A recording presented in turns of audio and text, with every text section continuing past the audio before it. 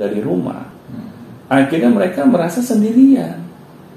Tidak ada yang mau menyokong mereka gitu, membantu mereka. Mana mereka harus menghadapi akademik sekolah. Benar, benar. Mana di rumah nggak ada happy-happynya aja. Iya. Kan? Jadi anak ini kan serba salah gitu. Iya. Di sekolah tidak diperhatikan, di rumah tidak diperhatikan. Akhirnya anak-anak kita ini merasa ya memang saya tidak ada yang mendukung gitu. Jadi buat apa saya mikirin spesialisasi saya, mikirin apalagi masa depan saya gitu. Nah di sini kita sebagai orang tua harus cerdas gitu dalam menyikapi hal ini. Karena kalau bukan kita yang menyikapinya, siapa lagi? Kan nggak mungkin gitu kita ngomong ke pihak sekolah, Bu, Pak, tolong ya anak-anak saya ini diperhatikan cita-citanya. Terus guru di sekolah bilangnya gini, gua aja udah capek sama anak yang lain, gua mikirin anak gua doang. Mungkin di dalam hati dia akan ngomong seperti itu gitu. Karena kan satu kelas banyak yang diperhatikan gitu kan. Jadi benar. Mungkin gua ngeliatin anak gua doang gitu. Iya. Karena kan guru juga akhirnya fokusnya terpecah belah gitu. Iya, meskipun mungkin guru berusaha ya, tapi dengan keterbatasan guru juga nggak bisa merhatiin anak satu-satu tuh sulit. Karena kan saya juga pernah menjadi anak sekolah gitu. Saya nggak pernah ditanya cita-cita saya apa sama guru saya.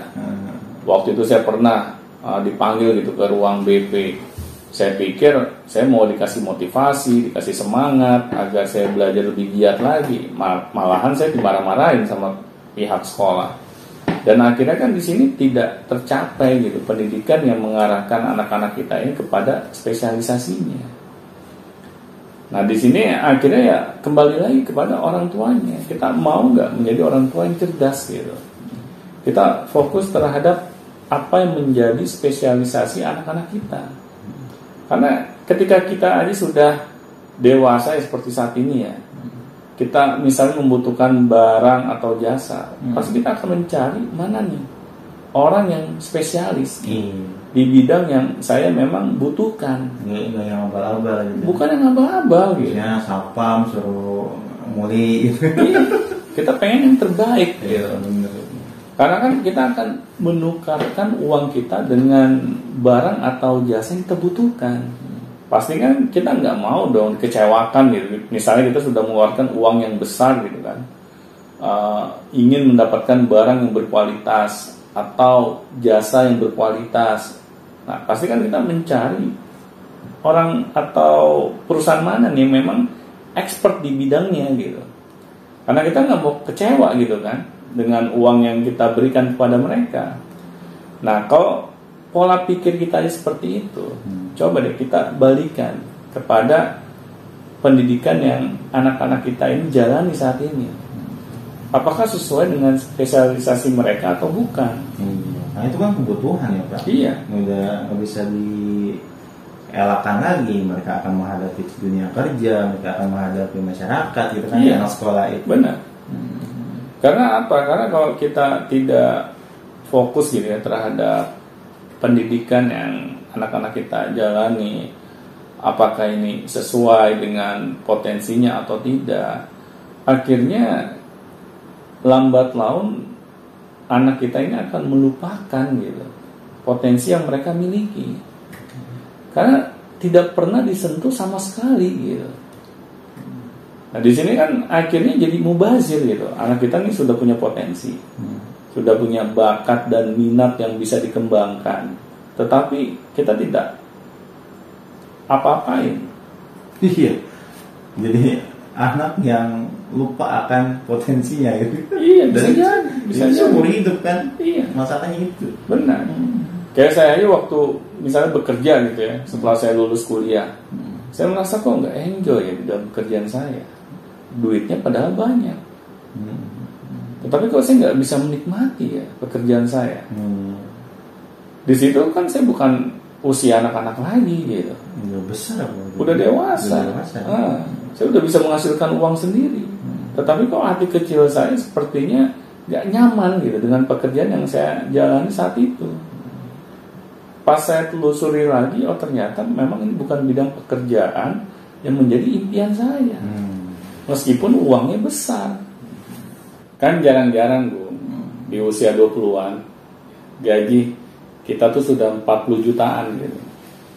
Nah memang waktu itu saya mencari pekerjaan yang uangnya banyak, bukan pekerjaan yang sesuai dengan passion saya. Ya memang pada saat itu saya sedang banyak kebutuhan, apalagi saya harus membantu keluarga. Tetapi ketika saya menjalaninya, saya merasa bahwa pekerjaan saya ini adalah beban gitu. Saya tidak enjoy dalam menjalaninya. Ternyata uang itu tidak bisa dibandingkan dengan kenyamanan hati. Bukan ini ya, bukannya saya ingin mencari pekerjaan yang uangnya banyak terus pekerjaannya gampang ya, bukan ke arah sana. Tetapi saya mencari pekerjaan yang memang saya bisa mengeluarkan seluruh potensi saya buat pekerjaan tersebut. Bukannya hanya menunggu tanggal 1 pas gajian dan menunggu tanggal merah. Iya. Nunggu tanggal merah. Seneng banget gitu ya. Kapan kita dapat libur panjang gitu kan? Nah di sini kan akhirnya bagaimana kita dapat mengeluarkan seluruh potensi kita gitu. Kalau di dalam pikiran kita ini bukannya kita memikirkan pekerjaan kita, malahan kita memikirkan hal yang lain. Dan akhirnya kan bisa dipastikan kita tidak akan memberikan kontribusi yang luar biasa dalam pekerjaan kita. Ya kan kita nggak spesialis di situ gitu. Benar. Kita tidak expert di situ. Karena dari awal kita sudah memiliki niat yang salah dan akhirnya apa yang kita lakukan juga salah. Nah oleh karena itu ya ini menjadi PR gitu bagi setiap orang tua. Kalau kita ingin memberikan pendidikan kepada anak-anak kita harus fokuskan terhadap pendidikan yang bisa mengasah spesialisasi anak-anak kita. Ya, jadi sebenarnya yang dibutuhkan semua orang itu ya udah jelas spesialisasi gitu ya Pak ya. Pastinya. Karena kita tidak bisa melakukan segala hal. Kita tidak bisa kita tidak mau gitu untuk menjadi bisa semuanya juga kan nggak mungkin gitu. Iya gitu. Benar.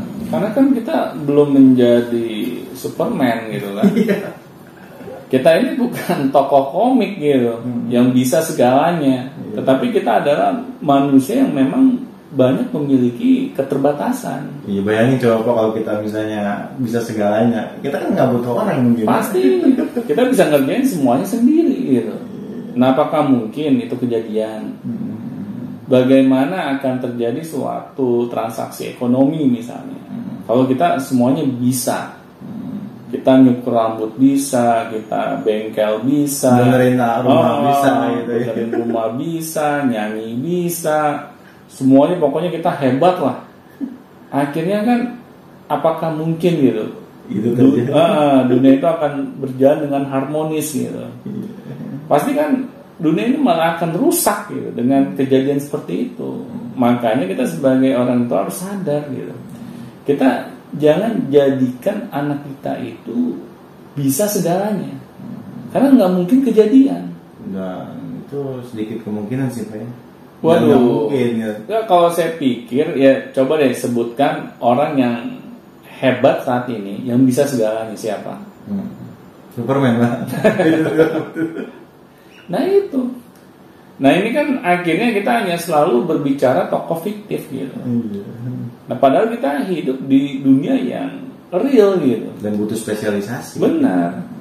Karena apa? Kalau kita tidak mau mulai dari saat ini, kita memberikan pendidikan kepada anak-anak kita sesuai dengan potensi yang mereka miliki, akhirnya potensi anak-anak kita akan lewat begitu saja.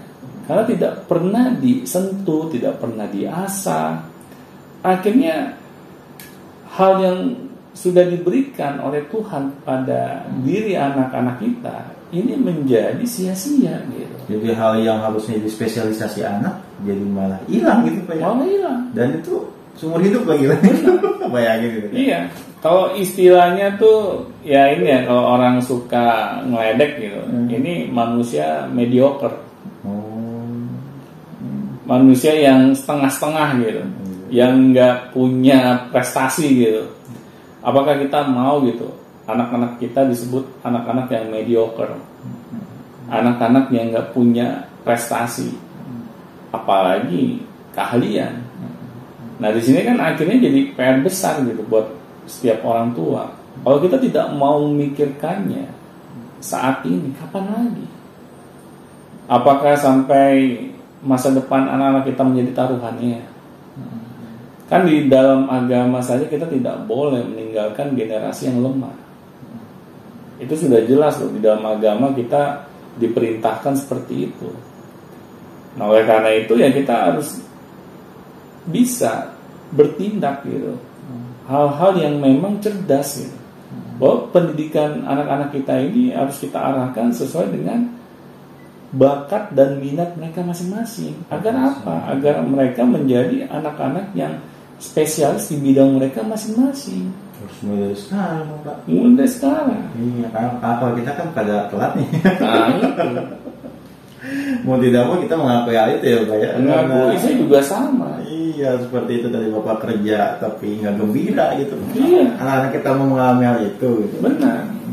Jadi jangan sampai orang tuanya nih sudah memiliki pengalaman yang tidak patut gitu ya, ditiru oleh anak-anaknya. Jangan sampai anak-anak kita ini mengalami hal yang sama, Bu. Malah dilanjutkan. Malah diturunkan gitu. Benar. Itu berarti kan kebodohan gitu. Iya. Udah tahu nih di depan kita ada lubang. Ada anak kita nih mau lewat. Kita diem aja. Karena berpikirnya Bapak juga masuk lubang itu nggak apa-apa kok. Sama-sama gitu ya. Bapak juga dulu bingung dengan potensi, nggak apa-apa kok hidup sekarang. Ya, jadi kita nggak mau kalah sama anak gitu ya. Iya, biar anak ngerasain juga. Kacau gitu. Nah kan kalau sampai kita punya pola pikir kayak gitu, waduh, kasihan banget anak-anak kita gitu nasibnya. Nah oleh karena itu saya himbau nih kepada para orang tua, jangan sampailah pengalaman buruk yang pernah kita alami sebelumnya gitu ya, dialami juga oleh anak-anak kita. Oleh karena itu jadikanlah ini sebagai pembelajaran gitu. Agar apa? Agar anak-anak kita mereka dapat mengenyam pendidikan yang terbaik yang mereka bisa jalani, yaitu pendidikan yang sesuai dengan spesialisasi mereka masing-masing. Baik, terima kasih. Sama-sama. Obrolan tentang spesialisasi sangatlah panjang. Silakan langsung saja kalau misalnya mau bertanya, di link deskripsi bawah itu sudah disediakan, ada Gmailnya, ada Gformnya, ada WA-nya, ada Telegramnya juga. Silakan langsung tanyakan. Dan sampai jumpa di video dedication selanjutnya. Sampai jumpa teman-teman.